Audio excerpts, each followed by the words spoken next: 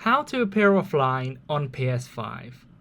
So if you're on the home screen of your PlayStation 5 console, you want to press up on the D-pad or the left stick, go along to your profile picture at the top right, click X on that, scroll down until you see online status, then you can click X on that, then you'll be able to appear offline in that. Just click X, that's how it's done.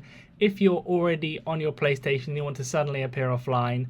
But there's a second way, and probably most importantly as well for most of you, it's when you first turn on your PlayStation 5 console, you'll get a profile that looks a bit like this, and then you'll be able to click the menu button, that options menu button on that, and then that'll give you the option to appear offline when you first sign in to your PlayStation 5. So that means that as soon as you go online, it's not, that you've been online and you can see that you've been online like 5 minutes ago or whatever. It won't pop up at all if you have the online thing actually logged in when you first go on to your PlayStation 5. So there's two ways of doing it. Leave a like on the video for help and subscribe for more helpful videos.